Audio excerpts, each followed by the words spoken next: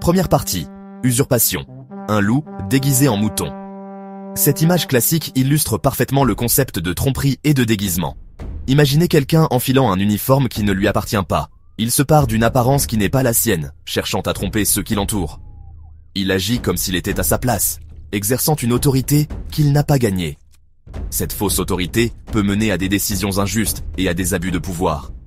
Voilà, mes amis, l'essence même de l'usurpation. S'attribuer une identité ou une fonction qui ne vous revient pas légitimement. C'est une forme de vol, subtil mais pernicieux. C'est une tromperie qui peut avoir de graves conséquences, sapant la confiance et causant potentiellement de réels dommages. La confiance est difficile à reconstruire une fois brisée. Au Sénégal, la loi adopte une position ferme contre ces imposteurs. Les sanctions sont sévères pour ceux qui cherchent à tromper et à usurper l'identité d'autrui. Deuxième partie, démasquer l'imposteur. Définition de l'usurpation selon le droit sénégalais. Le code pénal sénégalais définit et condamne clairement l'acte d'usurpation. Ce terme fait référence à l'appropriation illégitime de titres, d'uniformes ou de fonctions qui sont légalement réservées à certaines professions ou charges publiques. Il stipule que toute personne qui prend frauduleusement un titre, un uniforme ou une fonction attachés à une charge publique ou à une profession réglementée par la loi se rend coupable d'un délit. Cela inclut des actions comme se faire passer pour un fonctionnaire, un membre des forces de l'ordre ou un professionnel de la santé. Cela signifie que se faire passer pour un médecin, un policier ou même un avocat sans les qualifications requises est un crime. Les sanctions pour ces actes peuvent être sévères, incluant des amendes et des peines de prison. La loi vise à protéger l'intégrité de ces professions et la confiance que le public leur accorde.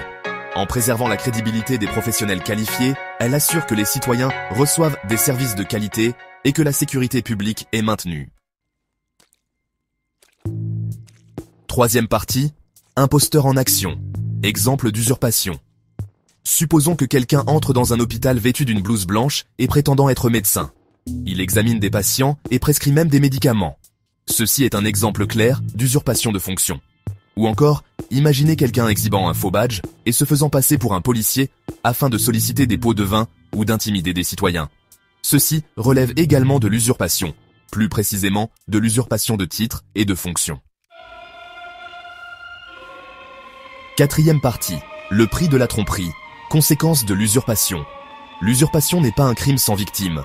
Lorsqu'une personne usurpe l'identité d'un professionnel, elle met en danger la vie et le bien-être des gens. De plus, de tels actes érodent la confiance du public dans les institutions essentielles. C'est pourquoi la loi sénégalaise impose des sanctions sévères aux personnes reconnues coupables d'usurpation. Cinquième partie, la rigueur de la loi, protection des identités et des institutions. Le code pénal sénégalais prévoit des sanctions spécifiques pour le crime d'usurpation, pouvant aller jusqu'à l'emprisonnement et à de lourdes amendes. Ces sanctions sont conçues pour dissuader les individus de commettre de tels actes. La sévérité de la peine dépend souvent des circonstances particulières de l'affaire, y compris la gravité de l'usurpation et les dommages causés, tels que l'intention derrière l'usurpation et le préjudice causé. Par exemple, si l'usurpation a été faite avec l'intention de nuire ou de tromper, la peine sera plus sévère. Ces conséquences juridiques démontrent le sérieux avec lequel le Sénégal considère la protection des identités et des institutions. Les lois sont strictes pour garantir que les individus et les institutions soient trop protégés contre les abus.